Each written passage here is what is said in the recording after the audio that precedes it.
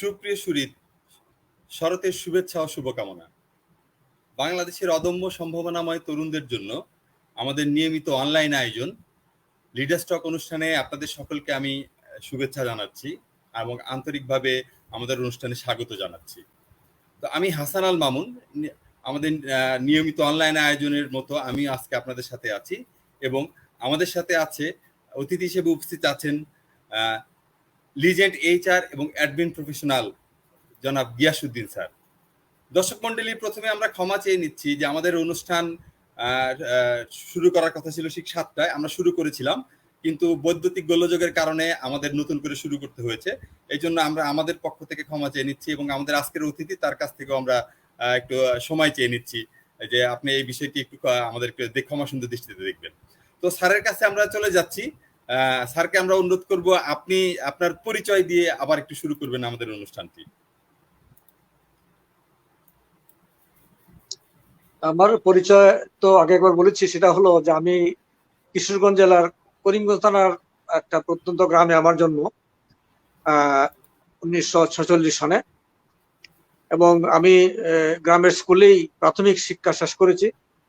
গ্রামের স্কুল থেকে আমি কিশোরগঞ্জ হাই স্কুলে ভর্তি হই এবং 1963 সনে আমি এসএসসি পাস করি প্রথম বিভাগে। আমাদের সময় প্রথম এসএসসি স্টার্ট হয়, এর আগ পর্যন্ত 1962 পর্যন্ত ছিল এটা ম্যাট্রিকুলেশন এক্সামিনেশন। এবং এসএসসি পাস করার পরে আমি স্থানীয় গুরুদয়াল কলেজে ভর্তি হই, যেটা এখন সরকারি গুরুদয়াল কলেজ। সেখান থেকে আইএসসি এবং পরবর্তী বিএসসি পড়ে ঢাকা বিশ্ববিদ্যালয়ে আইবিএতে আমি এমবিএ করার জন্য ভর্তি হই 1970 সনে। 70-এ আমি এমবিএতে ভর্তি হওয়ার পরে আমরা ইতিমধ্যে গণ আন্দোলন এবং মুক্তিযুদ্ধ লেগে যায়। সে কারণের জন্য আমরা বেরিয়েছি 1973 সনের মে মাসে। আমাদের সঙ্গে আমরা এবং আরো একটি ব্যাচ, আমরা ছিলাম 5th ব্যাচ, আমাদের আগে 4th ব্যাচ, 2 ব্যাচ প্রায় একই সঙ্গে আমরা বের হই, তারপর কর্মস্থলে প্রবেশ করি। এই হলো একটা প্রাথমিক পরিচয়। জি, তারপর বলুন। ধন্যবাদ স্যার। তো আমি একটু আমাদের দর্শক মন্ডলী যারা দেখছে তাদের জন্য এবং স্যার আপনার জ্ঞাতার্থে আমরা জানাতে চাই, আমরা ইয়ুথ সেন্টার একটি অনলাইন বেস সংগঠন যারা ইয়ুথদের ডেভেলপমেন্টে নানা ধরনের প্রোগ্রাম করে থাকে। আমরা সরাসরি যেমন প্রোগ্রাম করে থাকি, এর পাশাপাশি আমরা অনলাইনেও বিভিন্ন প্রোগ্রাম করে থাকি। তো এরই ধারাবাহিকতায় আমাদের আজকের অনলাইন অনুষ্ঠান লিডার্স টক। লিডার্স টক অনুষ্ঠানে আমরা পেশাগত এবং ক্যারিয়ারে যারা সফল এদেরকে আমরা আমাদের দর্শক মন্ডলী বিশেষ করে তরুণ তরুণীদের সম্মুখে নিয়ে আসি এবং তাদের ক্যারিয়ার, তাদের অভিজ্ঞতা লব্ধ কথা, তাদের পরামর্শ আমরা তরুণদের সামনে পৌঁছে দেই, তরুণদের কাছে পৌঁছে দেই বা তুলে ধরি। তাতে তো আমরা বিশ্বাস করি তরুণরা উপকৃত হয়। এরই ধারাবাহিকতায় স্যার আমরা আপনাকে আজকের অতিথি করেছি এবং আমরা সত্যি ধন্য যে আপনার ব্যস্ত সময়ের মধ্যেও আমাদেরকে সময় দিয়েছেন। তো শুধু দর্শক মন্ডলী, আমরা আজকে কথা বলছি বাংলাদেশের অন্যতম legend HR and admin professional জনাব গিয়াসউদ্দিন খন্দকার স্যারের সাথে। তিনি দীর্ঘ কয়েক যুগের বেশি সময় ধরে এইচআর প্রফেশনে রয়েছেন। সো আপনারা যারা দেখছেন তাদেরকে অনুরোধ, আপনারা আমাদেরকে কমেন্টস করে এবং আপনাদের কোশ্চেন থাকলে কোশ্চেন করে আমাদের অনুষ্ঠানকে আরো সাফল্যমণ্ডিত করবেন। স্যার, আমরা বিভিন্ন কোশ্চেন করার মাধ্যমে আপনার কাছ থেকে আমরা অনেক কিছু শিখতে চাচ্ছি, জানতে চাচ্ছি। প্রথম প্রশ্নটি হলো আপনার জন্য, আমাদের প্রথম প্রশ্নটি হলো যে আপনি কেন এইচআর প্রফেশনে আসলেন? আচ্ছা, সুন্দর প্রশ্ন। আসলে আমি এইচআর প্রফেশনে এসেছি অনেকটা বাধ্য হয়ে বলা যায়। আমাদের সময় আমরা যে সময়টাতে বেরিয়েছি স্বাধীনতার পর বাংলাদেশে সমস্ত শিল্প, কলকারখানা, এভরিথিং এগুলো জাতীয়করণ হয়ে যায়। কারণ এগুলোর বেশিরভাগ প্রায় সবগুলি ছিল বলতে গেলে পশ্চিম পাকিস্তানের মালিকদের। যার ফলে আমাদের যে এমপ্লয়মেন্ট যে সমস্ত জায়গাগুলি ছিল সেগুলো একমাত্র এই পাবলিক সেক্টর ছাড়া অন্য কোথাও ছিল না। পাবলিক সেক্টরে তখন এই সমস্ত ইন্ডাস্ট্রিগুলিকে সরকার জাতীয়করণ করে ন্যাশনালাইজ ইন্ডাস্ট্রি ডিভিশন বলে শিল্প মন্ত্রণালয়ের আন্ডার প্লেস করে। শিল্প মন্ত্রণালয়ের এনআইডি বা ন্যাশনালাইজ ইন্ডাস্ট্রি ডিভিশন তখন সেখানকার কর্মকর্তা নিয়োগের কাজটা করে। আরেকটা কথা হলো যে এই সমস্ত প্রতিষ্ঠানগুলিতে ম্যানেজারিয়াল পার্সোনাল বেসিক্যালি বেশিরভাগই ছিল পাকিস্তানি, মানে বাঙালি অফিসার খুব কম ছিল, তারা ছিল জুনিয়র লেভেল, যার ফলে একটা ক্রাইসিস ওখানে ছিল। আমাকে তারা আমাকে তখন ন্যাশনাল ইন্ডাস্ট্রি ডিভিশন বা তখন সেটার আন্ডারে কতগুলো সেক্টর কর্পোরেশন ছিল, সেক্টর জি কর্পোরেশন যেমন জুট, টেক্সটাইল, তারপরে সুগার, ফুড এবং বিভিন্ন ছিল, পেপার পেপার সেক্টর ছিল। তারা তখন আমাকে পেপার অ্যান্ড বোর্ড কর্পোরেশন বলে একটা কর্পোরেশন ছিল, যেটা এখন বিসিআইসির সঙ্গে মার্চ হয়ে যায় পরবর্তীকালে। সেই পেপার অ্যান্ড বোর্ড কর্পোরেশন আন্ডারে খুলনা নিউজ প্রিন্ট মিলে আমাকে পাঠিয়ে দেয় অ্যাজ প্রফেশনাল অফিসার। তো নিউজ প্রিন্ট মিলে আমি যখন যাই, আমি তো বেসিক্যালি এমবিএ করার সময় আমার মেজর ছিল ফাইন্যান্স, আর মাইনর ছিল personal management and industrial relations. কিন্তু বাস্তবে দেখা গেল যে বাস্তব ক্ষেত্রে আমি এই পার্সোনাল ম্যানেজমেন্ট বা ইন্ডাস্ট্রিয়াল, যেটা এইচআর বলে এখন পরিচিত, সেটাতে আমাকে আসতে হয়। এর কিছু ব্যাকগ্রাউন্ড আছে। ব্যাকগ্রাউন্ড হলো, আমি জয়েন করার কিছুদিন পরপরেই যিনি পার্সোনাল অ্যাডমিনিস্ট্রেশন সাইড দেখছিলেন, উনি চাকরি ছেড়ে চলে গেলেন জুটমিল কর্পোরেশনের ম্যানেজার হয়ে। তো চলে যাওয়ার পরে যে ভ্যাকুয়াম হলো, আমাকে তখন বলা হলো যে to look after the personal HR side, যেহেতু আমি একজন এমবি। তো সেটা করতে গিয়ে আমাকে জড়ায় পড়তে হলো প্রথমে, এবং অনেকগুলো প্রবলেমও আসলো সে সময়। একই সময়ে সরকার ওই ইন্ডাস্ট্রি সেক্টরে নতুন করে ওয়েজ কমিশন করে, জাতীয় ওয়েজ কমিশন, জাতীয় পে কমিশন করে সেগুলো ইমপ্লিমেন্ট করতে দিল। ইমপ্লিমেন্ট করতে গিয়ে দেখা গেল যে সেই সমস্ত পে স্ট্রাকচার গুলো যেটা আগে তাদের ছিল তার চেয়ে কম হয়ে গেছে, আরো লেসার বেনিফিট হয়ে গেছে, যে কারণের জন্য এটা নিয়ে অনেক আন্দোলন করতে লাগলো। তো খুলনা নিউজ প্রিন্ট মিলে তখন তো সিবিএ ছিল, অত্যন্ত পাওয়ারফুল সিবিএ। সিবিএর প্রেসিডেন্ট ছিল আশরাফ হোসেন, যিনি মজদুর ফেডারেশনের প্রেসিডেন্ট ছিলেন, এবং জেনারেল সেক্রেটারি ছিল আনিসুর রহমান বলে, অ্যাডভোকেট আনিসুর রহমান ছিলেন। ওরা ছিলেন বহিরাগত, দে আর নট এমপ্লয়িজ। তৎকালীন সময়ে ইন্ডাস্ট্রিয়াল অর্ডিন্যান্স বলে একটা আইন ছিল, শ্রম আইনের, ইন্ডাস্ট্রিয়াল অর্ডিন্যান্স 1969। এটার অধীনে, এটার আওতায় তৎকালীন সময়ে বাইরের লোকেরা অর্থাৎ বহিরাগতরা কর্মচারী ছাড়াও ইউনিয়ন বা সিবিআই সদস্য হতে পারত। সেই হিসাবে তারা ছিল বাইরে। তো সেই সময় যে সমস্যাগুলো হলো ইমপ্লিমেন্ট করতে গিয়ে শ্রমিক আন্দোলন ফেস করতে হলো। সেই আন্দোলনকে ফেস করতে গিয়ে আমাকে সিবিআই এর সঙ্গে বসে দিনের পর দিন, ঘন্টার পর ঘন্টা বসে আলোচনা করে এটার ফয়সালায় যেতে হলো, এবং আলটিমেটলি শান্তিপূর্ণভাবে সেটেল করার পরেই তৎকালীন টপ ম্যানেজমেন্ট আমাকে বললেন যে আপনি এই দায়িত্বে থাকবেন। এর সঙ্গে আরেকটা কারণ ঘটলো যে আমার যিনি ম্যানেজার ছিলেন, অনলি ম্যানেজার অ্যাডমিনিস্ট্রেশন, উনিও বেসিক্যালি এইচআর ব্যাকগ্রাউন্ডে ছিলেন না। উনি ছিলেন অনেকটা সাপ্লাই চেইন সাইডের, পারচেস, মার্কেটিং, এই সমস্ত বিষয়ে। তো উনি রিটায়ার করে চলে গেলেন। কাজে there was vacuum, there was scarcity of managers in Bangladesh. বিজ্ঞাপন দিয়েও লোক পাওয়া যায় না। সো আমাকে তখন সেখানে ম্যানেজার অ্যাডমিশন দায়িত্ব বাদ দিয়ে দেওয়া হলো, অ্যাক্টিভ ম্যানেজার অ্যাডমিশন করে আমাকে তখন সেখানে বসিয়ে দেওয়া হলো। সেভাবেই আমি এইচআর ফিল্ডে চলে আসি। এই হলো আমার এইচআর ফিল্ডে আসার ব্যাকগ্রাউন্ড। ধন্যবাদ।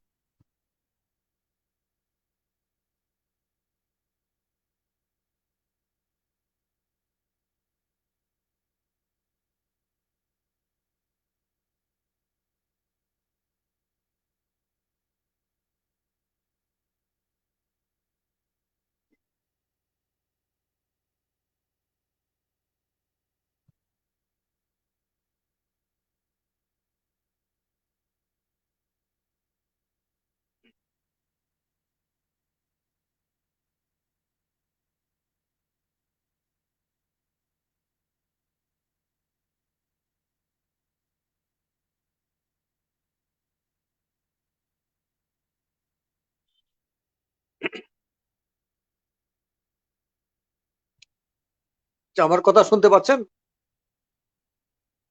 কেমন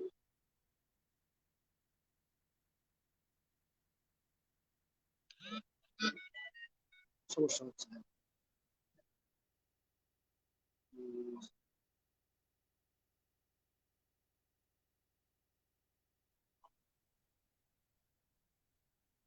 ডিস্টার্ব হচ্ছে মনে হয়।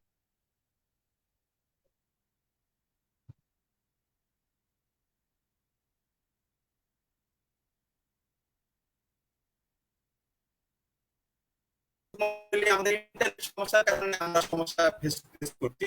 আমাদের অতিথিবৃন্দ জনাব গিয়াসউদ্দিন আমার সাথে আছে। আমরা তার কাছে শুনছিলাম যে আপনারা আপনি আইডি কমপ্লিট করলেন, এরপর দেশের স্বাধীনতা যুদ্ধ শুরু হলো।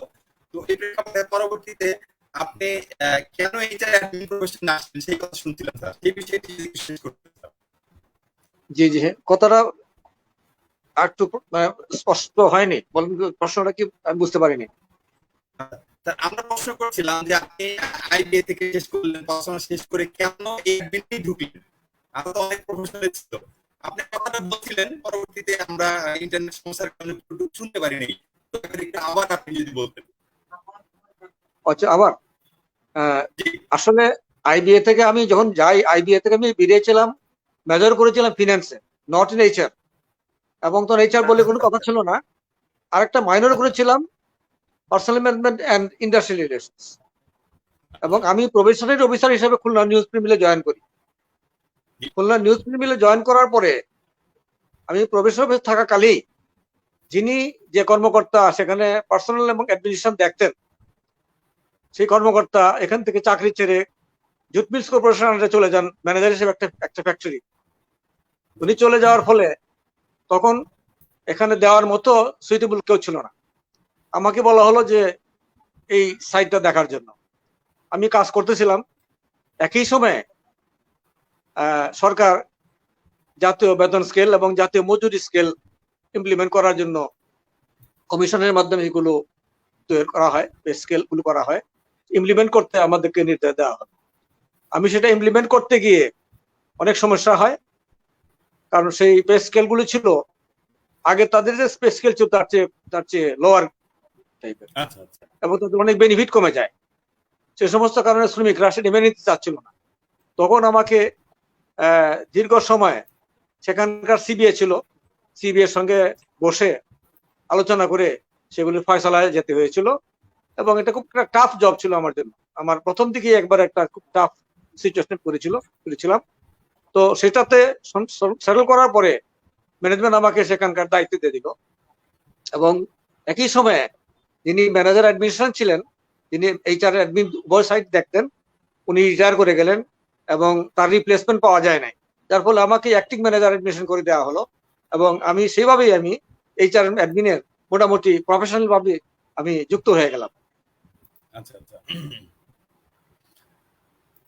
তাহলে আমরা দেখতে পাচ্ছি স্যার অনেকটা আপনি ঘটনা চক্রে এইচআর এর সাথে বা এইচআর অ্যাডমিনিস্ট্রেশনের সাথে শুরু হলেন।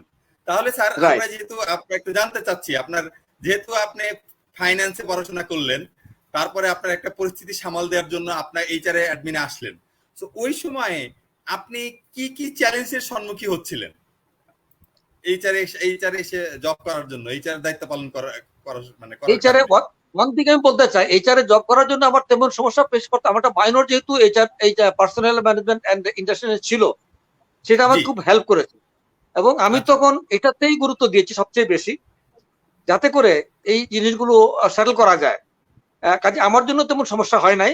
কিছু কিছু ট্রেনিং আমি করেছি তখন, এই তো কোনো তৎকালীন সময়ে বিএমডিসি ছিল একমাত্র প্রতিষ্ঠান যেটা বাংলাদেশ ম্যানেজমেন্ট ডেভেলপমেন্ট সেন্টার, এখন যেটা বিআইএম হয়ে গেছে। সেখানে কিছু কিছু ম্যানেজমেন্ট কোর্স আমি করেছি, বিকজ আমাকে গাইড করার মধ্যে কেউ ছিল না। আমার সিনিয়রও ছিল না, আমার জুনিয়র তেমন ছিল না। আমার জুনিয়র যারা ছিল তারা রুটিন ওয়ার্ক করতে পারতো, কারণ আমার কাছে 7টা সেকশন রিপোর্ট করতো, 7 সেকশন অফিসার রিপোর্ট করতো। তো তাদেরকে হ্যান্ডলিং করার জন্য আমার যে সমস্যা ছিল, এটা আমি দেখলাম যে আমি তাদের সঙ্গে মিশে গিয়ে কাজ শিখতে হয়েছে আমাকে, কারণ আমার বাস্তব অভিজ্ঞতা ছিল না। তারা অভিজ্ঞতা সম্পন্ন, তারা নিচ থেকে প্রমোশন পেয়ে এসেছিল, কিন্তু তারা আমাকে খুব কোঅপারেট করেছে। I must say that they are very cooperative, এবং তাদের সঙ্গে আমার একটা হৃদ্যতা গড়ে ওঠায় আমি এটাকে ট্যাকল করার মতো, কারণ সেখানে প্রায় 3000-এর উপর কর্মচারী ছিল, শ্রমিক কর্মচারী ছিল। সেই লোকগুলোকে হ্যান্ডলিং করা এবং এদেরকে ম্যানেজ করা, ইট ওয়াজ রিয়েলি টাফ জব। এবং এই একেবারে ফ্রেশ সার্ভিস লাইফে, নতুন সার্ভিস লাইফে গিয়ে এই সমস্যাটা আমাকে খুব কষ্টের সঙ্গে ট্যাকল করতে হয়েছে, এবং আমাকে দিন রাত ফাইল পড়তে হয়েছে, যত ফাইল, ওল্ড ফাইল আগে কিভাবে হ্যান্ডলিং হয়েছে, প্রবলেমগুলো সলভ করেছে ম্যানেজমেন্ট, সেগুলো আমাকে পড়ে শিখতে হয়েছে, বুঝতে হয়েছে। কাজেই জিনিসটা বেশ কঠিন ছিল আমার জন্য, চ্যালেঞ্জিং ছিল। আচ্ছা জি। তো স্যার একটা জিনিস আমি আপনাকে জানতে চাচ্ছি যে আপনি কি বলে যে দীর্ঘ 40 বছরের মতো মনে হয় যে আপনি প্রফেশনে আছেন, 46 বছর, 46 46 বছর ইয়ার্স। ধরে আছেন। তো আসলেই অনেক বড় একটি সময়। ঠিক আছে, আমাদের অনেকের ওই সময় জন্মই হয়নি, 46 বছর বয়সী হয়নি, যেই কতদিন ধরে আপনি এইচআর এবং অ্যাডমিন প্রফেশনে আছেন। সো ওই আপনার সেই অভিজ্ঞতা থেকে আমরা জানতে চাচ্ছি যে আপনার সময় যে চ্যালেঞ্জগুলো ছিল আর এখনকার যে চ্যালেঞ্জগুলো, আসলে এই চ্যালেঞ্জগুলোকে আপনি কিভাবে দেখছেন? কারণ আপনি ওই যুগও দেখেছেন, এই যুগও দেখছেন। সো এই দুইটা চ্যালেঞ্জের মধ্যে কোনটাকে কিভাবে আপনি দেখবেন, কিভাবে বিষয়টি বর্ণনা করবেন? এখনকার তৎকালীন পরিস্থিতিটা বোঝানো এখনকার জন্য খুব কঠিন ব্যাপার, কারণ জি, তৎকালীন সার্কামস্টেন্সটা এমন ছিল যে তখন ইন্ডাস্ট্রিও কম ছিল, কিন্তু মানুষও কম ছিল, অর্থাৎ স্কিল লোক পাওয়ার কোনো উপায় ছিল না। অ্যাকচুয়ালি আমরা যারা যারা চাকরিতে গিয়েছে সবাইকে নিজে শিখে শিখে কাজটা করে করে শিখে তারপরে কাজটাতেও উৎপত্তি অর্জন করতে হতো, এবং স্কিল ট্রেনিং এর কোনো ব্যবস্থা ছিল না, যার ফলে আমরা যে সমস্যাটা ফেস করতাম তখন লোক পেতাম না। আমি খুলনা নিউট্রিন মিলেও আমার যে জুনিয়র যে সমস্ত লোক অফিসার রিক্রুট করতে গিয়ে আমি দেখেছি যে জেনারেল গ্রাজুয়েট বা মাস্টার্স করা ছেলেরা ছাড়া আমি ওই কাজ করার মতো ওদেরকে অনেক সময় লাগতো ট্রেন আপ করতে। অনলি আইবিএ থেকে যারা বেরিয়ে আসতো, আইবিএ তো সংখ্যা খুব কম, তারা মোটামুটি যে ধরনের একটা এডুকেশন সেখানে দেওয়া হয় তারা মোটামুটি সহজেই তাদেরকে পিক আপ করতে পারতো। আর এক বিএমডিসি সেখানে তখন একটা ডিপ্লোমা কোর্স চালু করে এইচআর ম্যানেজমেন্টে, সেই ডিপ্লোমা কোর্সটা চলতো, এবং এটাই ছিল only source of getting train people in HR field. HR তো সে সময় এইচআর আমরা এডুকেশন। 80-র দিকে জি, এসে আমরা এই তীব্র অভাবটা অনুভব করলাম এইচআর মানুষের। দ্যাটস ওয়াই আচ্ছা, আপনি জানেন যে আমি বর্তমানে আইবিএম এর president, I was A G, founding member of IBM, এবং অন্যান্য কিছু কিছু সিনিয়র যারা এইচআর প্রফেশনাল ছিল, আমরা তখন এগুলি নিয়ে সমস্যা নিয়ে আলোচনা করতাম। আলোচনা করে এস এ হক সাহেব বলে একজন ছিলেন ফিলিপসের জেনারেল ম্যানেজার এইচআর পার্সোনাল, এবং জি, উনি মেইনলি ভালো ভূমিকা রেখেছিলেন। এবং আমাদের এখানে আজিম সাহেব ছিলেন, আপনি বোধহয় আইপিএম এর ফার্স্ট প্রেসিডেন্ট আজিম সাহেব, হ্যাঁ, এবং উসমান গনি সাহেব, ওনারা যারা যারা সিনিয়র ছিলেন সেই সময়ে আমরা মিলে তখন এই আইপিএমটা প্রতিষ্ঠা করি, যাতে করে প্রাইভেট সেক্টরে আমরা এই ডিপ্লোমা সিমিলার লেভেলের ট্রেনিং দেওয়ার মতো লোক তৈরি করতে পারি।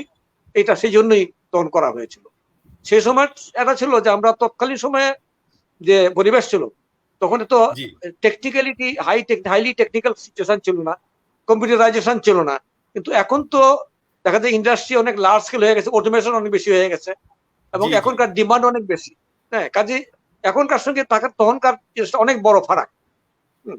এবং আপনারা জানেন যে আমরা বলি এখন যে ফোর্থ ইন্ডাস্ট্রিয়াল রিভলিউশন চলে আসছে এবং জেড জেনারেশন যুক্ত হচ্ছে। হ্যাঁ, কম্পিউটারাইজেশন ছাড়া কোনো কিছু চলে না, যে জি, কারণের জন্য আগের সময়টার সঙ্গে এখনকার তুলনা করা যাবে না। আগে আমরা খুব অভাব অনুভব করেছি যে যে প্রপার স্কিলড এডুকেটেড লোক পাইনি আমরা, এটা ঠিক, কিন্তু তৎকালীন পরিবেশটা ছিল একরকম, আর এখন এটা কমপ্লিট ডিফারেন্ট। জি, আচ্ছা। তার মানে হলো যে মানে আমরা হয়তো বর্তমানে আপনারা যে পরিস্থিতির মধ্যে ছিলেন, যে সীমাবদ্ধতার মধ্যে ছিলেন, বর্তমানে আমরা যারা এইচআর প্রফেশনে আসছি বা আসছে বা যারা কাজ করছে তারা আরো বেটার সুযোগ পাচ্ছে, বিশেষ করে টেকনোলজিক্যাল দিক থেকে, এবং বিভিন্ন রাইট, এডুকেশন, পড়াশোনা বা নলেজ গ্যাদারিং করার ক্ষেত্রে তারা একটি বড় ভূমিকা মানে বড় একটি সুবিধা পাচ্ছে, অ্যাডভান্টেজে, যেটি আপনি পাননি। তো স্যার, আমরা রাইট, আসলে যেটি আপনাদের কাছে বলতে চাচ্ছি যে আপনি দীর্ঘ ক্যারিয়ার জীবনে 46 বছর ধরে কাজ করছেন এইচআর প্রফেশনে। সো আমরা একটি স্মরণীয় ঘটনা জানতে চাচ্ছি, যে আপনার স্মরণীয় এবং শিক্ষণীয় ঘটনা আমাদের জন্য, এরকম যদি কোনো ঘটনা থাকে তাহলে আপনি আমাদের সাথে শেয়ার করতে পারেন স্যার। স্মরণীয় ঘটনা, প্রথমে তো একটা বলেছি যে মানে চাকরির যোগদানের পরেই একটা, যেটা খুলনা নিউজ মিলে আমি এটা ফেস করেছি, যেটা যে আচ্ছা, আচ্ছা, কোনো অভিজ্ঞতা ছিল না, সেখানে একটা ঘটনা ছিল যে নতুন পে স্কেল ইমপ্লিমেন্টেশন করতে হবে, এটা একটা সমস্যা ছিল। তারপরে হচ্ছে সবচেয়ে বড় স্মরণীয় ঘটনা যেটা বলা যায়, সেটা ছিল ইস্টার্ন রিফাইনারিতে আমি যখন যোগদান করি। ইস্টার্ন রিফাইনারিতে যোগদান করি আমি 76-এ, খুলনা নিউজ মিডিয়াতে চাকরি ছেড়ে চলে আসি। 76-এ জয়েন করার পরে 77-এই আমরা সিবিআই এর সঙ্গে, এখানেও সিবিআই ছিল, সিবিআই এর সঙ্গে ওদের বেতন ভাতা দিয়ে নিয়ে একটা চুক্তি করি, ম্যানেজমেন্ট ইউনিয়ন বসে আমরা একটা চুক্তি করি ফর 2 ইয়ার্স। কিন্তু সাবসিকুয়েন্টলি কিছু আমরা চুক্তি করার মাস 6 পরেই সিবিআই এর এক্সিকিউটিভ চেঞ্জ হয়ে যায়, ওদের ইলেকশনের মাধ্যমে নতুন সিবিআই এক্সিকিউটিভ আসে, এসে তারা বললো যে চুক্তি আগে হয়েছে এই চুক্তি আমরা মানি না। আগের চুক্তি বলতে তারা নতুন করে চার্টার ডিমান্ড পেশ করে। এটা এমনই ছিল যে তাদেরকে কোনো মতেই মানানো যাচ্ছিল না, তারা কোনো কিছু বুঝতেছিল না। আমিও বলতে গেলে নিউ দেয়ার, 1 বছরও চাকরি হয় নাই তখন আমার সেখানে। ইউনিয়ন কথা শুনছিল না, দে আর মোর ইনক্লাইন টু পলিটিক্যাল অ্যাডভাইস, অর্থাৎ বিভিন্ন রাজনৈতিক দলের সমর্থনে তারা বললো যে আমরা আগে চুক্তি মানি না, তারা দালালি করে, ম্যানেজমেন্টকে দালালি করে চুক্তি করেছে, আমরা এটা মানি না। কিন্তু আমরা তো সিবিআই এর সঙ্গে চুক্তি করেছেন, আইনগত বৈধভাবে বৈধ। আমরা আমাদের পয়েন্টটা ছিল যে আমরা যদি আইনগত বৈধ একটা চুক্তি বাতিল হয়ে যায় তাহলে ভবিষ্যতে আমরা কোনো চুক্তি টিকতে পারবো না। So on point of principle আমরা বললাম যে নো, আমরা যে চুক্তি করেছি এটা ভ্যালিডিটি আছে, এটা ভ্যালিডিটি কোর্ট বলতে পারে যে আমরা ভ্যালিড না, তাহলে অন্য কথা, বাট আমাদের এটা ভ্যালিড চুক্তি, সিবিআই এর সঙ্গে আমরা চুক্তি করেছি। কিন্তু এটা মানলো না, তারা না মেনে তারা বললো, তারা থ্রেট দিল যে তারা স্ট্রাইকে চলে যাবে। মানে এটা আমরা তো পেট্রোলিয়াম রিফাইনারি, বাংলাদেশের সমস্ত পেট্রোলিয়াম প্রোডাক্ট, তেল সব বন্ধ হয়ে যাবে, কলকারখানা বন্ধ হয়ে যাবে, বাংলাদেশ অচল হয়ে যাবে। হ্যাঁ, এটা ইউটিলিটি সার্ভিস।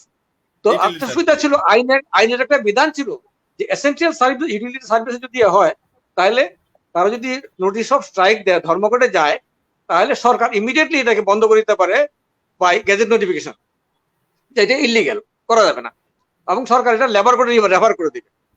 সরকারকে আমরা অ্যাপ্রুভ করলাম এবং সরকার সঙ্গে সঙ্গে এটা করে দিল। কিন্তু তারা স্ট্রাইকে চলেই গেল। চলে যাওয়ার পরে আমরা সেই সময়ে আমরা ইস্টার্ন রিফাইনারিকে 10 দিন আমরা চালিয়ে রেখেছিলাম। আমরা জুনিয়র অফিসারদেরকে দিয়ে automatic factory basic, without worker ছাড়া 10 দিন, উইদাউট ওয়ার্কার। এটা খুব একটা টাফ সময় ছিল এবং আমাকে সেই সময় একটা খুব টাফ সিচুয়েশন ফেস করতে হয়েছে, চালিয়ে রেখেছিলাম।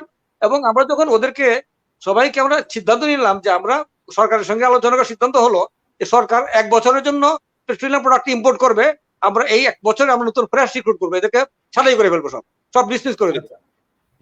অ্যাকর্ডিংলি আমরা মিনিস্ট্রি অফ লেবার ডাইরেক্টরেট আমরা অ্যাপ্রুভেল নিয়ে নিলাম। অ্যাপ্রুভেল নিয়ে যখন আমরা সবাইকে ডিসমিসের লেটার ইস্যু করতে যাব, তখন তারা বুঝতে পারলো, এর আগে বুঝতে পারে নাই, দেন দে সারেন্ডার আনকন্ডিশনালি। হ্যাঁ, এবং আলটিমেটলি এরপর থেকে আর সে দেশে ইস্টার্ন রিফাইনারি তার কখনো আর লেবার ট্রাবল। যাই হোক, that was a very tough situation for me to handle this situation, যে এই এগুলো। স্যার আচ্ছা, আমরা একটু স্যার আপনার যেহেতু আপনার অভিজ্ঞতা এবং আপনার লেবার হ্যান্ডেলিং এবং এই কি বলে যে লেবার ডিসপিউট বা এই যে শ্রমিক আন্দোলন, এই ক্ষেত্রে কিন্তু আপনার হিউজ একটি অভিজ্ঞতা রয়েছে। তো এক্ষেত্রে স্যার আমরা অনেক সময় যারা বিশেষ করে ফ্যাক্টরিতে যারা ওয়ার্কারদের সাথে যেসব এইচআর প্রফেশন কাজ করে, সেক্ষেত্রে স্যার আমি আপনাকে একটা কোশ্চেন করতে চাচ্ছি। সেই বিষয়টা হলো যে আমরা এই সকল যে সমস্যা সমাধানের ক্ষেত্রে কোন বিষয়টাকে আমাদের ফোকাস দেওয়া উচিত? ওয়ান থিং ইজ দ্যাট আমাদের এখানে অ্যাকচুয়ালি খুব একটা সিরিয়াস লেকিং আছে, ইন্ডাস্ট্রিয়াল রিলেশন সম্বন্ধে অনেকে বুঝে না, অনেকে সম্বন্ধে জানতেও চায় না, পড়তেও চায় না, আর ইউনিয়নকে ভয় পায়। ইউনিয়ন তো আসলে মানুষ দিয়েই তৈরি, সেই প্রতিষ্ঠানের শ্রমিক দিয়ে তৈরি। অনেকে দেখা যায় ইউনিয়ন হতে দেয় না। ইউনিয়ন হতে দেওয়াটা আসলে ভালো। অনেকে মনে করে ইউনিয়ন আসলে পরে তো আমার উপরে এরা মাতবরি করবে, তারা থ্রেট দিবে, ইত্যাদি করবে। কিন্তু বেসিক্যালি কি হয়, আপনি একটা প্রতিষ্ঠানে 3000 ওয়ার্কার আছে বা 4000 ওয়ার্কার বা 1000 ওয়ার্কার আছে, আপনি প্রত্যেকটা শ্রমিকের সঙ্গে আলাপ করতে পারেন না, সম্ভব না। আপনার তাদের যদি প্রতিনিধি থাকে, বৈধ প্রতিনিধি থাকে, আপনি তাদের সঙ্গে কথা বললে আপনার প্রবলেম অনেক সহজ হয়ে যায়। এটা অনেকেই বোঝে না। কাজেই আমাদের দেশে আমি দেখি যারা এইচআর ফিল্ডে আছে, এদের বেশিরভাগই দেখা যায় যে বেসিক্যালি অফিস কেন্দ্রিক, ফ্যাক্টরি সম্বন্ধে ধারণা নাই। ফ্যাক্টরি সম্বন্ধে ধারণা খুব কম আছে, যেটা কিছুটা দেখা যায় যে বিজিএমইএ গার্মেন্ট ফ্যাক্টরি ফেল করে, অনেক worker oriented, that is labour oriented industry তারা ফেস করে। বাট সেখানেও কিন্তু দেখা গেল যে ওই সমস্ত ওয়ার্কার বেসিক্যালি বেশিরভাগই অশিক্ষিত এবং মহিলা, এবং তারা তাদের ট্রেড ইউনিয়নের মনোভাবই নাই, যার ফলে তাদের মধ্যেও অনেক রাজনৈতিক দল ঢুকে গিয়ে ওদেরকে পুরো একটা পরিস্থিতির মধ্যে ফেলে দিয়েছে, যার ফলে এটা একটা জটিল পর্যায়ে চলে গেছে। এটা এখন ট্রেড ইউনিয়ন দিয়েও হ্যান্ডলিং করা সম্ভব না। তবে এটা আস্তে আস্তে যদি করা হতো, ট্রেড ইউনিয়ন দিয়ে ইন্ডিভিজুয়াল ইন্ডাস্ট্রি এটা বেসিক্যালি করা হতো, তাহলে এই সমস্যাটা হতো না। আমাদের আমরা যাতে এই জিনিসটা বুঝতে হবে যে ট্রেড ইউনিয়ন একটা খারাপ জিনিস না। ট্রেড ইউনিয়ন আপনার প্রবলেম অনেক সলভ করে ফেলে। আমি বর্তমানে খুলনা ইয়াতে যেখানে আছি, বেঙ্গল গ্লাস আছে, সেখানে ইউনিয়ন আছে। 2 বছর পর পর আমরা ইউনিয়নের সঙ্গে বিভিন্ন প্রবলেমগুলি তার ডিমান্ড দেয়, দাবি দাওয়া দেয়, আমরা বসি, বসে ওদের সঙ্গে সর্ট আউট করি যে কেন চায় তারা, দে আর টু গিভ দেয়ার আর্গুমেন্টস। আমরা বলি যে কেন এটা পাবো না, তোমরা কতটুকু পাইতে পারো, কস্ট অফ লিভিং কতটুকু বেড়েছে, যৌক্তিক যে সমস্ত জিনিসটা আছে সেটা আমরা আলোচনা করে আমরা সে ব্যাপারে সেটেলমেন্ট করতে পারি। আলোচনার বাইরে তো কোনো কিছু যাওয়ার নাই। আর যত আন্দোলনই করুক, আলটিমেটলি ফয়সালা যেতে হবে টেবিলে। দ্যাটস ওয়াই এটা আমাদের এক্সিকিউটিভদের উচিত এটা করা, যে ইন্ডাস্ট্রিয়াল সম্বন্ধে ভালো জানা, এবং এই সাইডটা লেকিং খুব বেশি দিক। এখানে অনেক জায়গাতে তারা they do not know how to handle. তার ফলে হয় কি, প্রতিষ্ঠানে আগুন লাগে, ভাঙচুর হয়, মারামারি হয়, because workers want to communicate. তাদের কমিউনিকেট করার সুযোগ দিতে হবে। আপনি যদি কথা বলতে পারতেন, আলাপ করতে পারেন, বুঝাতে পারেন, হ্যাঁ, তাহলে এই সমস্যা হওয়ার কথা না। আমি যেটা বাস্তব জীবনে, আমি খুলনা নিউজ মিলে, সেখানে দেখা গেল যে এটা আমার 75-এর দিকে দেখা গেল শ্রমিকরা আরেকটা ট্রেড ইউনিয়ন করার জন্য আন্দোলন করতে আরম্ভ করেছে। আচ্ছা, আরেকটা ট্রেড ইউনিয়ন করার, একটা ইউনিয়ন ছিল, একটা ইউনিয়ন রেসিবিএ ছিল, সেটা করতে গিয়ে তারা বিভিন্ন ডিপার্টমেন্ট ঘেরাও করা আরম্ভ করেছে এবং ম্যানেজারকে ঘেরাও করে রাখে। হ্যাঁ, সো আমি এই পর্যায়ে আমি তাদের সঙ্গে সিবিএস কে বললাম যে this workers are your members, তোমরা একমাত্র সিবিআর যে আছো, তোমরা ইউ হ্যান্ডেল দেম। তোমরা যদি হ্যান্ডেল না করতে পারো তাহলে আমি হ্যান্ডেল করবো, তখন আমাকে কিছু বলতে পারবে না। সিবিআই ট্রাইড দেয়ার বেস্ট, হ্যাঁ, এবং সিবিআই ওদেরকে হ্যান্ডেল করতে পারে, আলটিমেটলি দে ফেল। কিন্তু প্রতিদিন প্রতি বিভাগে ঘেরাও করে, কোনোদিনকে প্রোডাকশন ম্যানেজারকে ঘেরাও করে, কোনোদিনকে চিফ ইঞ্জিনিয়ারকে ঘেরাও করে, এরকম করে। সো আমি তখন সিবিআই যখন বললো যে স্যার এখন আপনি আমরা কিছু করতে পারি নাই, ওরা তো কথা শুনছে না, তারা একটা ইউনিয়ন করবে, সো আপনি আইনগতভাবে আপনি যেটা করার করেন। I took their green signal নিয়ে আমি 10টা মাস্তানকে আমি একদিনে বাইর করে দিয়েছি, টার্মিনেট করে দিয়েছি আন্ডার সেকশন 19 তৎকালীন আইনে। একদিন ওদেরকে বের করে, খুব টাফ ডিসিশন আমাকে নিতে হয়েছিল, আমি কোনো মতেই যখন বোঝাতে পারছি না, সিবিআর কথাও শুনছে না। সো তখন সেখানে আমাকে এই টাফ ডিসিশন নিতে হয়েছে, but with the support of the union. তার ফলে কোনো কিছুই হয়নি। 10 জন নেতাকে আমি, যারা মাস্তান ছিল, তাদেরকে ভয়ে কেউ কথা বলতো না, ওদেরকে বের করে দিয়েছে। বাট নোবডি, এভরিথিং ওয়াজ কুল। কোনো সিবিআই তো আমাকে সাপোর্ট দিয়েছে, CBI could not handle them. তো এগুলি বুঝতে হবে। আপনি যদি তাদের সাথে কথা বলতে চান, তারা যদি লজিক্যাল হয়, আপনি বেসিক মোস্ট ক্ষেত্রে লজিক্যাল হয়, এবং আপনি যদি ইলজিক্যাল, তাহলে আপনি লিগ্যাল অ্যাকশনে যাবেন, তো অসুবিধা নয়।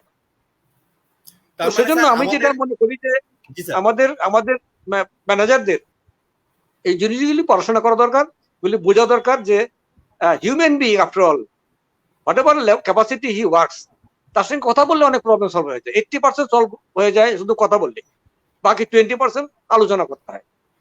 তার মানে আমরা যারা ইন্ডাস্ট্রিতে কাজ করছি, এইচআর প্রফেশনাল বা যারা কাজ করছে, তাদেরকে যারা ওয়ার্কার রয়েছে বা তাদের যে প্রতিনিধি যারা রয়েছে, সিবিআর যারা প্রতিনিধি বা নেতা যারা রয়েছে, তাদের সাথে একটি ভালো রিলেশনশিপ তৈরি করতে পারলে আমার মনে হয় যে আমাদের সব সমস্যার সমাধানটা সহজে করতে পারবো।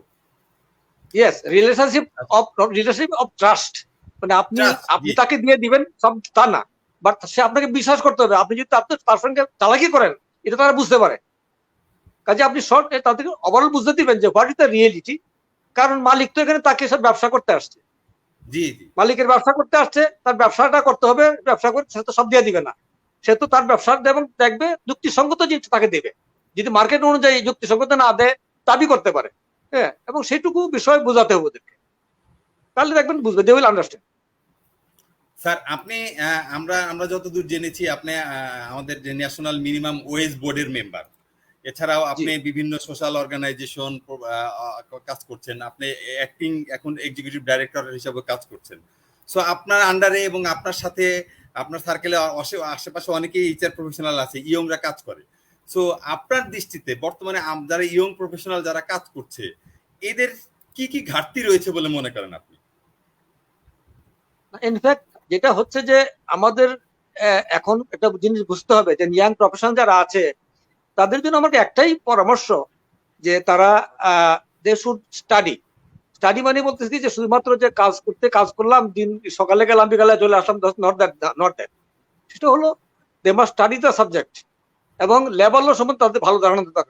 এটা যে কোনো জায়গাতেই কাজ করুক না কেন, আইন তাদেরকে একটা বড় হেল্প করে, লেবার ল বা এমপ্লয়মেন্ট ল, হ্যাঁ, বা আদার ল অলসো।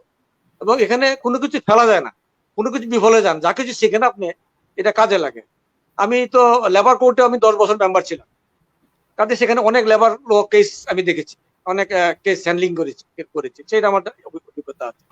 মিনিমাম ওয়েজ বোর্ডে আমি এটা সেকেন্ড টার্ম চলছে, ফার্স্ট টার্মে হওয়ার পরে সেকেন্ড টার্মেও আবার কি সরকার আমাকে রেখেছে। এবং এছাড়া আমি তো FBHRO, যেটা ফেডারেশন অফ জি হিউম্যান রিসোর্স অর্গানাইজেশন, সেটারও বোর্ড একজন ডাইরেক্টর। তো সেখানে আমরা দেখতে পাই, বিভিন্ন পরিবেশ থেকে দেখতে পাই যে আমাদের যে সমস্ত লোকগুলি যারা আছে এখন HR ফিল্ডে আছে, তারা বড় একটা সমস্যা দেখি, তারা হলো কমিউনিকেশন করতে জানে না। Communication is big problem. Majority of the people do not know how to communicate orally or in writing, Bangla হোক ইংরেজি হোক। এটা তাদের বুঝতে হবে যে তাদের ম্যানেজার যে ফিল্ডে থাকুক না কেন, HR হোক আর অন্য ফিল্ডেও যদি হয়, he must know how to communicate. কারণ আপনার যত নলেজ বা জ্ঞান থাকুক না কেন, যত বুদ্ধি থাকুক না কেন, আপনি যদি প্রপারলি কমিউনিকেট করতে না পারেন, তাহলে এটা কোনো কাজে লাগবে না। আপনাকে কি করতে চান আপনি সেটা প্রপারলি কমিউনিকেট করতে হবে, প্রপারলি করতে হবে, প্রপার টাইমে করতে হবে, তাহলে এটা মানে কার্যকর হবে। আমাদের ইয়াং প্রফেশনালরা এটা হচ্ছে এই জিনিসগুলো জন্য চেষ্টা করে, বা আমি জানি না কতদূর করে তারা জানি না। এখন তো অনেক সুযোগ আছে, এখন অনলাইনে ওয়েবসাইটে গিয়ে বিভিন্ন জিনিস শেখা যায়, বিভিন্ন জিনিস ঘরে বসে বসে শেখা যায়।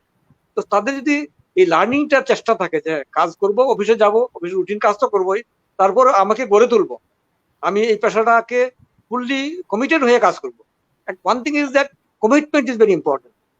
You must have commitment in the field, যেটা যাবেন এই কাজটাকে আপনি ভালোবাসতে হবে। আপনি যদি মনে করেন যে আমি এনে আসলাম, এটা আমার মন বসছে না, মনটা বসাতে হবে।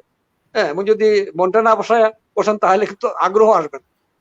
যে ফিল্ডে যাক, কেউ হয়তো সেলসে আছে, কেউ হয়তো মার্কেটিং এ আছে, যেখানেই থাকুক সে, কাজটাকে ভালোবাসতে হবে এবং সেটার সঙ্গে কমিটমেন্ট থাকতে হবে। Yes, I shall reach its last end. তাহলে দেখবেন তার জন্য উপরে উঠারও সিঁড়ির কোনো অভাব হবে না। যদি সে নিজেকে ডেভেলপ করে, তাহলে তাকে যে কোনো ম্যানেজমেন্টে যে কাজ জানে, যে কমিটমেন্ট যার আছে, তাকে কখনো ম্যানেজমেন্ট আটকায় না, তার জন্য রাস্তা তৈরি হয়ে যায়, অটোমেটিকলি হয়ে যায়। এটা বাস্তব জীবনে আমি দেখেছি। ধন্যবাদ স্যার। সুপ্রিয় দর্শক মন্ডলী, আমরা আজকে কথা আমাদের নিয়মিত অনলাইন আয়োজন, ইয়ুথ সেন্টারের নিয়মিত অনলাইন আয়োজন লিডার্স টক অনুষ্ঠানে কথা বলছি মিস্টার গিয়াসউদ্দিন খন্দকার, বাংলাদেশের অন্যতম লিজেন্ড HR ও অ্যাডমিন প্রফেশনাল। তো আপনারা যারা দেখছেন তাদেরকে ধন্যবাদ জানাচ্ছি, এবং আপনারা আমাদেরকে কমেন্টস করে, লাইক দিয়ে এবং অনুষ্ঠানটি শেয়ার করে আমাদের সাথে আমাদের অনুষ্ঠানে অংশগ্রহণ করতে পারেন। এর পাশাপাশি আপনাদের যদি কোনো কোশ্চেন থাকে তাহলে আমাদের অতিথিকে কোশ্চেন করতে পারেন। আশা করি যে আমরা আপনার কোশ্চেনের উত্তর আমাদের অনুষ্ঠান থেকে আপনারা পেতে পারবেন। স্যার তার অভিজ্ঞতা, দক্ষতার আলোকে সেই কোশ্চেনের উত্তর দিতে পারবে। তো আমরা অনুষ্ঠানের প্রায় শেষের দিকে চলে এসেছি। আমরা এই অনুষ্ঠানটি সাধারণত 45 মিনিট থেকে 1 ঘন্টা করে থাকি, এবং আমরা আগেই বলেছি অনুষ্ঠানের উদ্দেশ্যটি হলো যে আমাদের যারা লিজেন্ড প্রফেশনাল রয়েছে, বিভিন্ন সেক্টরে যারা নেতৃত্ব দিচ্ছে, তাদেরকে তরুণ তরুণীদের সামনে তুলে ধরা, তাদের অভিজ্ঞতা এবং তাদের পরামর্শ তুলে ধরা, যাতে তরুণ তরুণীরা তাদের গাইডলাইন পেয়ে থাকে। সো এরকম অনুষ্ঠানে, আমাদের এই অনুষ্ঠানে যদি আপনাদের কেউ যদি অংশগ্রহণ করতে চান, তাহলে আমাদের সাথে যোগাযোগ করবেন। আমরা চেষ্টা করব পরবর্তী যে কোনো অনুষ্ঠানে আপনাদেরকে নিয়ে আমাদের দর্শকদের সামনে উপস্থাপন করতে। তো স্যার, আমরা শেষের দিকে চলে এসেছি। তো আমরা একটু এখন আপনার কাছে জানতে চাচ্ছি যে বিষয়টি হলো, দীর্ঘ ক্যারিয়ার জীবনে আপনার ক্যারিয়ারকে আপনি কিভাবে মূল্যায়ন করবেন, এবং আপনি কি আপনার আর কতটুকু দিয়েছেন মনে করছেন, বা আরো কতটুকু দেওয়ার আছে, এই বিষয়টুকু যদি আমাদের একটু বলতেন। আমি নিজেকে অসফল মনে করি না। আমি মনে করি জীবনে প্রত্যেক মানুষের লিমিটেশন আছে, আমারও অনেক লিমিটেশন ছিল। কাজেই এই ফিল্ডে যখন গিয়েছি, এই ফিল্ডটাকে ভালোবেসেছি, এই ফিল্ডে আমার ভালো লেগেছে, লোকজনের সঙ্গে কাজ করতে ভালো লেগেছে আমার, সে কারণে আমি তার সঙ্গে আমার জীবনকে মোটামুটি জড়িয়ে ফেলেছিলাম। তো আমার 46 ইয়ার্স এ কারণে এই ফিল্ডে আমি আছি। আমি এছাড়াও আমার যারা আছে, যেমন ধরেন আমি বাংলাদেশ MBA অ্যাসোসিয়েশনের সঙ্গে জড়িত, বাংলাদেশ এমপ্লয়ার্স ফেডারেশনের সঙ্গে জড়িত। এমপ্লয়ার্স ফেডারেশনে আমি মোটামুটি যত সমস্ত মিটিং হয় বা যে সমস্ত গুরুত্বপূর্ণ সিদ্ধান্ত হয়, সেই সমস্ত সঙ্গে আমি মোটামুটি জড়িত। এবং এই যে বাংলাদেশ লেবার অ্যাক্ট যেটা হয়েছে, সেই আইনটা যখন হয়, এটার বিভিন্ন অ্যামেন্ডমেন্টের সঙ্গে আমি জড়িত, কারণ আমাকে তারা বাংলাদেশ এমপ্লয় ফেডারেশন কল করেছিল, সেগুলো করেছি। আমার আরো সুযোগ হয়েছে যে আমার দেশের বাইরেও, মানে আমি মালিক পক্ষের একমাত্র প্রতিনিধি হিসাবে 1993-93 সনে আমি জাপানে যাই, আইএলও কর্তৃক হয়ে 2 সপ্তাহের এখানে ইন্টারন্যাশনাল সেমিনার ছিল, সেখানে 21টা দেশ পার্টিসিপেট করেছিল। সেখানে আমাকে প্রথম ভাইস চেয়ারম্যান হিসেবে ইলেক্টেড করা হয়। Subsequently vice chairman host country থাকে, উনি আসতে পারেন নাই বলে আমাকে চেয়ারম্যান হিসেবেই পুরা 2 সপ্তাহের যে সেই ছিল ইন্টারন্যাশনাল সেমিনার ছিল, সেগুলি পরিচালনা করতে হয় এবং অত্যন্ত সফলতার সঙ্গে আমি এটা করতে পেরেছিলাম। সেটার বিষয় ছিল যে হিউম্যান রিসোর্সেস ডেভেলপমেন্ট ফর 2000, অর্থাৎ 2000 সাল পরবর্তী, 93 সনের ছিল সেমিনারটা। 2000 সন পরবর্তীতে আমাদের human resource development Asia Pacific রিজিয়নের জন্য কিরকম হওয়া উচিত, সে সম্বন্ধে আমি কিছু সুনির্দিষ্ট প্রস্তাব দিয়েছিলাম, সেগুলো গৃহীত হয়েছিল। যার ফলশ্রুতি হিসাবে বিভিন্ন রকমের প্রশিক্ষণ কর্মসূচি, আজকে দেখতে পাচ্ছেন যে বিজিএম এর ট্রেনিং ইনস্টিটিউট হয়েছে, এই ধরনের কিছু, বিজিএম এর কোন ট্রেনিং ইনস্টিটিউট ছিল না, এই ধরনের অনেক সাজেশন আমরা দিয়েছিলাম। সাজেশনগুলো অনেকগুলো ইমপ্লিমেন্ট হয়েছে এবং সরকারও স্কিল ডেভেলপমেন্টের উপরে অনেক গুরুত্ব দিয়েছে, জোর দিয়েছে। তো সেসবগুলো যেহেতু আমি এই প্রফেশনের সঙ্গে আছি, প্রফেশনটাকে ভালোবাসার জন্য এই সমস্ত বিষয়ের সঙ্গে ইনভলভ হয়ে সেই সমস্ত কাজে ইনভলভ হয়েছিলাম এবং বিভিন্ন ক্ষেত্রে আমার যতটুকু কন্ট্রিবিউট করার সামর্থ্য ছিল আমি সেটা করার চেষ্টা করেছি। কতটুকু সফল হয়েছি বা হই নাই সেটা মানে পরবর্তী জেনারেশন বিবেচনা করবে, সেটা আমার বিবেচনা। তো আমি আশা করি যে সবাই তার নিজস্ব যে এবিলিটি অনুযায়ী সেই পেশাগত ফিল্ডে কন্ট্রিবিউট করার চেষ্টা করা উচিত, তাহলেই আমাদের দেশটা একটা সুন্দর সফল দেশ হিসাবে গড়ে উঠবে এবং আমরা আমাদের সোনার বাংলা রিয়েলি গড়ে তুলতে পারবো। এই বলে আমার মনে হয় আমার বক্তব্য শেষ করতে পারি।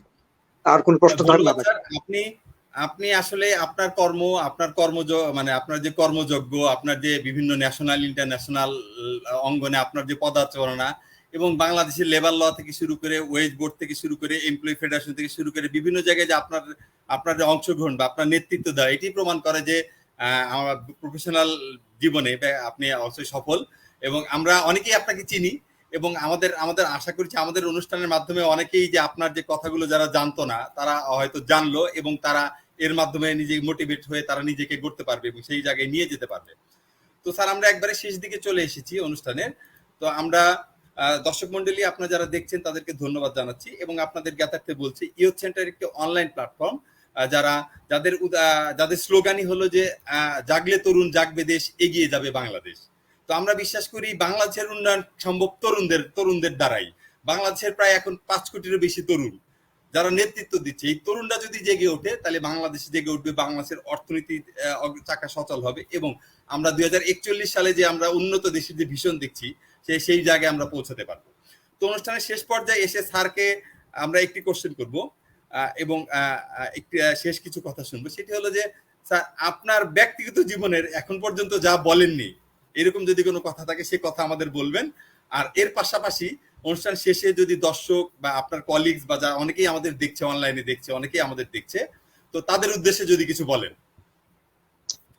আমি একটা কথাই বলবো যে আমরা তো বলতেছি যে এখন এটা 4th ইন্ডাস্ট্রিয়াল রিভলিউশন চলতেছে এখন। জি। তো এবং এই বর্তমান যে জেনারেশন আসছে সেটাকে আমরা বলি জেড জেনারেশন, এটা বলেই মানে বলা হচ্ছে জেড জেনারেশন। কাজে জেড জেনারেশন মানে কম্পিউটারাইজড জেনারেশন, অনলাইন জেনারেশন। আপনারা জানেন যে এই কোভিড আসার পরে আমি প্রায় 1.5 বছর যাবত, পুরা 1.5 বছর যাবত আমি বাসায় বসে বসে অনলাইনে অফিস করি। অকেশনালি আমি অফিসে যেতে হয়, বাট বাসায় বসে এটা সম্ভব হয়েছিল only because of this industrialisation. Covid আসার কারণে এটা এক্সপেডাইট হয়েছে। কাজে এখন কাজ অত সহজ হয়ে গেছে যে কাজটা আমি অফিসে গিয়ে করতাম 8 ঘন্টা থেকে বাসায় বসে করতে পারছি। এইভাবেই কাজগুলো আমাদের অনেক সহজ হয়ে যাচ্ছে, অনেক ইজি হয়ে যাচ্ছে। তো আমার পরামর্শ থাকবে যে এই 4th ইন্ডাস্ট্রিয়াল রিভলিউশন তথা জেড জেনারেশন যে আসছে, হাইলি টেকনিক্যাল, হাইলি সফিস্টিকেটেড, এটাকে ফেস করার জন্য প্রত্যেককেই তৈরি হতে হবে, প্রত্যেককেই অনেক বেশি প্রচেষ্টা নিয়ে, প্রস্তুতি নিয়ে তৈরি হতে হবে, তাহলেই আমরা সফল হতে পারবো। এই বলে আমার বক্তব্য আমি এখানে শেষ করতে চাই। ধন্যবাদ। ধন্যবাদ স্যার, আমাদের ইয়ুথ সেন্টারকে সময় দেওয়ার জন্য। আপনার মূল্যবান সময়ের মধ্যে থেকে প্রায় 1 ঘন্টার মতো সময় আমাদেরকে দিয়েছেন, এই জন্য ধন্যবাদ জানাচ্ছি। আর শুধু দর্শক মন্ডলী যারা দেখছেন তাদেরকে একটু বলছি যে আমাদের একটু ক্ষমা সুন্দর দৃষ্টিতে দেখবেন। আমাদের অনুষ্ঠান চলাকালীন সময় আমরা একাধিকবার টেকনোলজিক্যাল প্রবলেমের কারণে আমাদের অনুষ্ঠান একটু বাধাগ্রস্ত হয়েছে। তো আমরা চেষ্টা করেছি আমাদের ইন থেকে সর্বোচ্চটুকু দেওয়ার জন্য। তো আজকের অনুষ্ঠানে যারা দেখছেন, যারা লাইক করেছেন, কমেন্টস করছেন, যারা, তাদেরকে ধন্যবাদ জানাচ্ছি। এবং সবশেষে আমাদের অনুষ্ঠানে যে অতিথিবৃন্দ সহ সকলকে ধন্যবাদ জানিয়ে আজকের অনুষ্ঠান এখানে শেষ করছি। আল্লাহ হাফেজ, আসসালামু আলাইকুম।